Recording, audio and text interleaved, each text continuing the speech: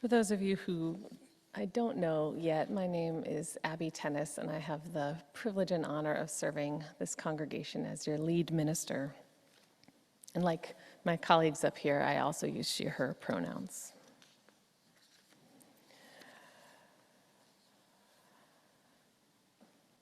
I sometimes wonder if the oak trees forget as easily as we humans do. I wonder if the old oak trees, those massive ones, the ones with trunks so thick a human's arms cannot encircle them, with branches so tall that they would brush up against the ceiling of this massive sanctuary. And those of you who are here with us on Zoom, many of you know how massive the sanctuary is, but imagine a space that's massive if you've never been here before. With a canopy so wide it could provide shade to several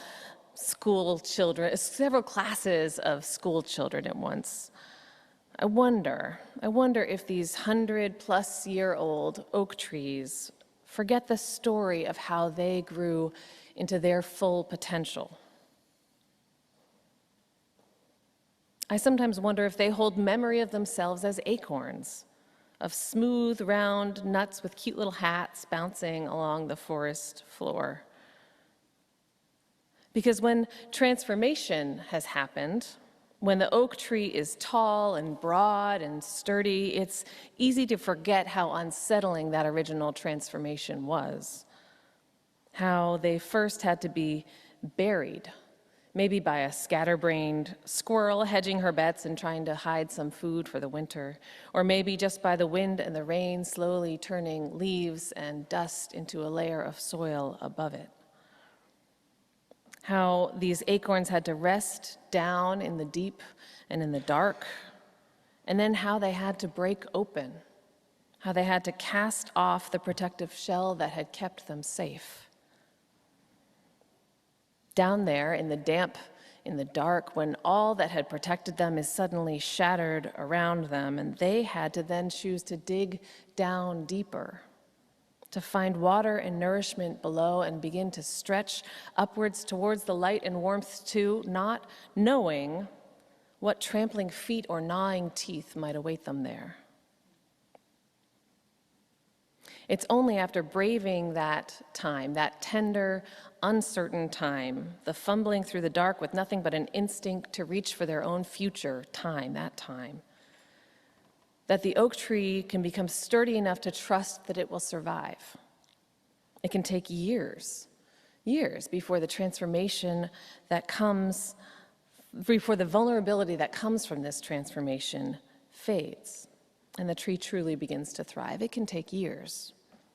I wonder if the oak tree, that large, sturdy oak tree like the human, forgets how disruptive it was to be transformed.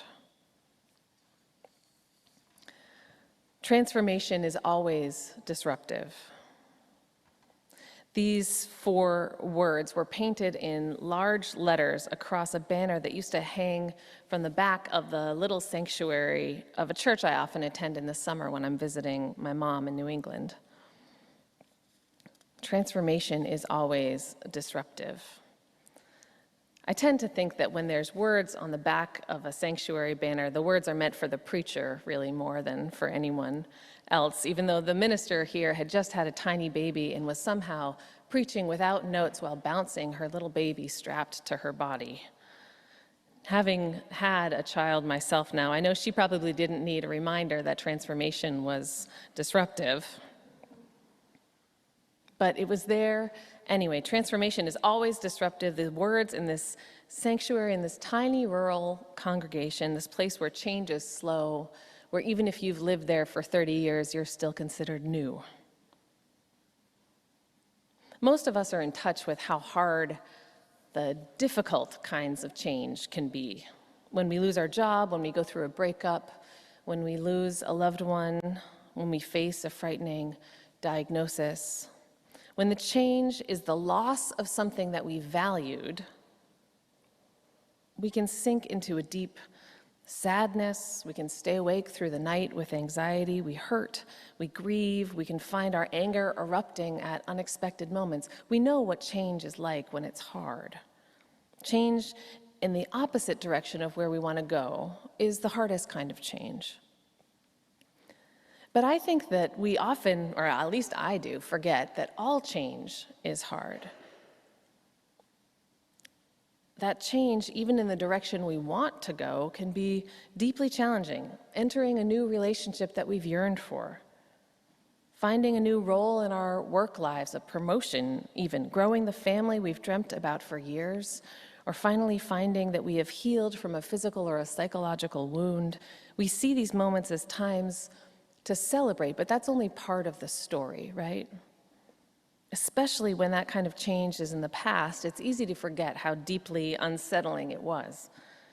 How, like the acorn, we had to go into the deep and into the dark and break open and lose our protection and fumble and stretch our way to nourishment deep down beneath us and the daybreak waiting above. We forget that sometimes it takes years to feel like we are fully thriving again after a big transformation, even when we yearned for and worked towards that transformation for years. We often forget that transformation is always disruptive. My friend and colleague, Reverend Jen Crow, who serves the First Universalist Church of Minneapolis, tells her story of disruptive transformation in her new book, Take What You Need, Life Lessons After Losing Everything, which it just came out. I've been reading it this week. She writes, growing up, there were certainly signals along the way that something wasn't quite right, and that holding it all in was hurting me. The cracks showed in the way I saw the world. My father and my brother and I were bound together in an unspoken pact to care for my mother at home no matter what. By the age of 8, she writes, I could smile through almost anything. I could cook and clean and comfort someone suffering from severe mania or depression without batting an eye. But even I couldn't dip my dinner spoon into a bowl full of bugs without hesitating, she writes. It started off looking like a promising night, as she tells the story. My mom cooked dinner. Instead of leaving it to me, she'd gone all out. She'd made crab soup, an expensive delicacy in our house. And it had been simmering in the crock pot all afternoon. The house smelled fantastic. And we sat down at the table, and my mom dished up dinner, steaming red broth with all my favorite vegetables, and little morsels of crab filled the bowls, along with a layer of spices settling on the surface. But they weren't spices, she says.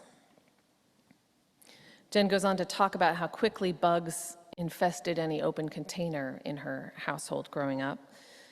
Their family life was so chaotic, they found ways of surviving and tending to the bare essentials, but things like deep cleaning the bathroom or treating the cat for fleas or tending to the bugs that get into the open containers in the cupboards was beyond what was possible for them.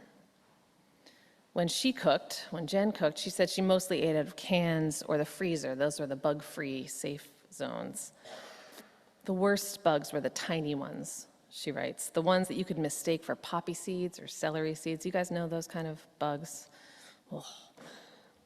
You can mistake them for seeds until you see them move through the flour or notice wings floating at the top of the broth. When my mom got up to serve herself, I leaned over to my dad and whispered, "There are bugs in the soup." And he looked down at his bowl and back up at me. "Eat the soup," he said. And to Jen, this request seemed impossible. She writes, "I don't know why this was the time that I spoke up, but I said it again. 'Hey, Mom,' I began gently," she writes, "I think there are bugs in the soup." "Oh," she said, looking down, her confidence clearly wavering from the pride that we had seen just moments before. "It's just some celery seed," she said, but she looked uncertain. "Dig in," my dad said as he scooped deep in his bowl and took a bite. "Oh, definitely celery seed in there. Delicious choice, Shirley." He looked squarely at me, telegraphing his earlier message, "Eat the damn soup, now." But Jen writes, "I wondered out loud, if it's celery seed, then why do they have wings?" My father glared at me. She says, "I was breaking the rules. The rules that said that we keep our mouths shut about unsettling things at all costs. The rules that said we suck it up and smile. I was breaking the rules," said Jen, "and for a second it felt like I was breaking the entire ordered world." I took a deep breath. If I continued to assert myself, it could mean chaos. She would dump the soup out. She would cry. She'd lock herself in the bedroom, and my father would beg her to open the door and then finally have to force his way in. Like many children of parents who struggle with mental illness or with addiction or with any number of challenges that keep them from being able to parent in a healthy and a safe way, my friend Jen had to weigh her own truth and her own well-being against the massive explosion that could take place if her mother's fragile equilibrium tipped over. And so she asks herself now, was it worth it? Was it worth it to point out the bugs in the soup? Something in me shifted that evening, she writes. I ate the bugs. But for the first time, I knew that keeping the peace was a higher value than my own well-being, that the rules were toxic to me. And I knew that I couldn't count on my father to confirm my reality publicly if it meant upsetting my mother and upsetting the system. Was it worth it? My friend writes that she learned that night that her answer would become yes, that it would be years until she left the house and established herself on her own, years before she really began to tell the truth fully and openly, breaking the family rules and again feeling like she was breaking the entire world. It was only when the fresh start that she'd worked so hard to establish when she went to college got threatened, when that start got threatened, when her sobriety got threatened, when her survival demanded that she start letting go of those old rules from her family life, that she began to risk breaking the world apart in earnest. Only when her spirit gave her no other choice did the toxic system begin to release its grip on her life. A lot of us have found ourselves in a toxic system like this at some point or another. I know, whether it was in our families of origin or relationships we chose as adults, whether it was in a work environment that didn't value our integrity or a community that made us feel small. Sometimes we have to escape a whole worldview, sometimes what feels like our whole lives. Sometimes it's our religion or even our country, where sexism or homophobia or poverty imprisoned us. Sometimes the most positive change that can happen in a human life is when we break out of these patterns, when we leave these toxic systems behind us. That kind of transformation can give us a new lease on life. It can renew our weary souls. It can liberate us. It opens wide a bright, warm future that we thought was impossible. But like all transformation, it can still be profoundly disruptive to our lives. Sometimes this transformation causes us to lose relationships that matter, whether it's our friends or our family that we love. Sometimes we lose our homes. Sometimes we lose our livelihood. And when our bodies, our beings have been contorted for so long into these systems and patterns that didn't serve us, we can feel off balance once we lay our burdens down. Do you know what I'm talking about? Have you ever carried something so heavy, like on this side for a while, that when you put it down, you're like, whoa, because you're expecting to fall over because your body is contorted? This can happen to our souls too, I think. It can be a massive effort to keep ourselves from falling right back into those same patterns, from picking up a similarly weighted burden, whether it's with new people, new jobs, new homes, new communities, or going back to what was hurting us before. Transformation is always disruptive. Whether it's in our own personal lives or when we're working to end oppression across an entire culture, transformation is always disruptive. When the transformation is ultimately positive, when it creates new possibilities for love and joy and full, wholehearted living for us, or when it means dismantling societal systems that privilege some people and oppress others, I think we often imagine it's going to be easy or that it'll be a smooth pathway. We imagine that loss won't come alongside it. I wish my friend's story of leaving behind her toxic family system of her childhood was a smooth one, but of course it wasn't. It had bumps and missteps along the way. There were times of moving backwards rather than moving forwards. There were loved ones lost and new crises that forced her to pause in her growth journey. And I think all of us know that the fights for racial justice and gender justice and economic justice, justice for people of all abilities are similar. Even when we're making progress, there's bumps, there's missteps. There have been times of moving backwards rather than forwards. And some of us who benefit from the world as it is now will find that our needs and our interests and voices will be centered less than they used to be. And this is going to feel disruptive. It feels disruptive when it happens. Those of us who are used to being invisible or unheard in our culture due to our race or class or our abilities or whatever is oppressing us, we will find our voices begin to be heard more, sought out more, empowered more. And yes, even this incredible thing might feel disruptive for a time. Transformation is always disruptive, even the good kind. Even when it is good, even when it is life-giving, affirming, liberating, it is hard.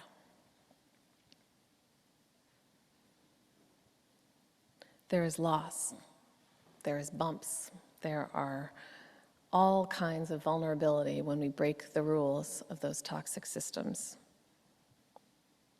But we also have the tools we need to get through these kinds of transformations.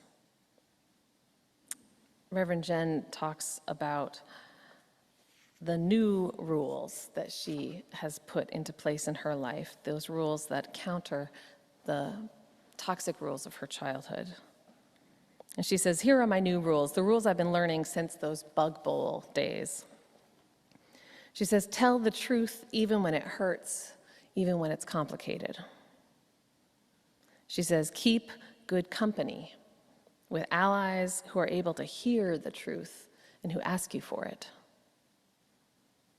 She says, be willing to disrupt the status quo in service of the truly greater good. And finally, she says, you clear away the wreckage of the past when you put your own health first. When you trust that from a centered place you can serve others in ways that heal yourself and the others you intend to serve. Tell the truth, keep good company, be willing to disrupt the status quo. Your healing serves others.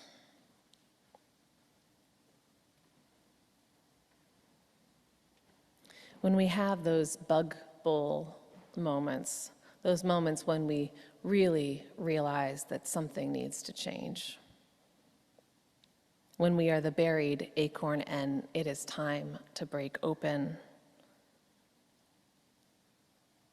when 37 years goes by and our mother finally apologizes and we find we must forgive her. These are the moments that begin the most important transformations in our lives.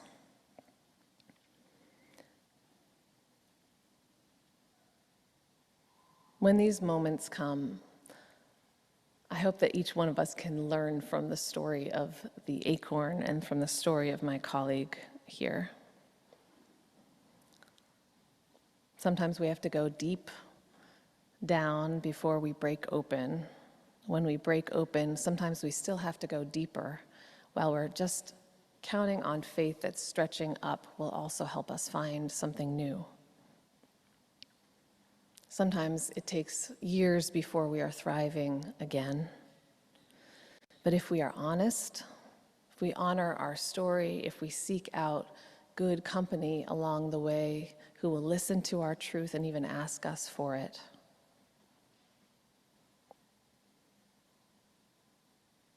if we find our people and trust that our healing brings healing to others,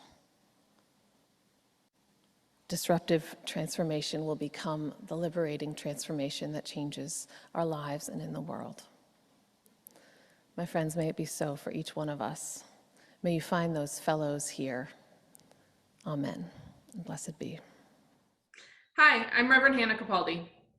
And I'm Reverend Abbey Tennis. We are the ministers at the First Unitarian Church of Philadelphia, where our mission is to awaken love and justice in our lives and in the world. We're so grateful that you watched, and we hope that the sermon connected with your soul. We also want to invite you to join us for a live worship service every Sunday at 11 a.m. Eastern Time. You can always find the link to that service on our website at www.philauu.org. In these services, you'll hear words like you've just heard, and you also get a chance to greet one another, pray together, sing together, and we even hold a virtual coffee hour after services to get a chance to greet some new and old friends.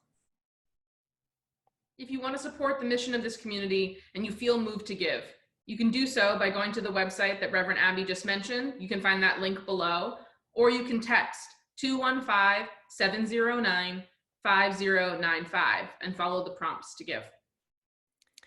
If someone in your life needs to hear these words today, we encourage you to share this video. And again, thank you so much for watching. We hope to see you soon.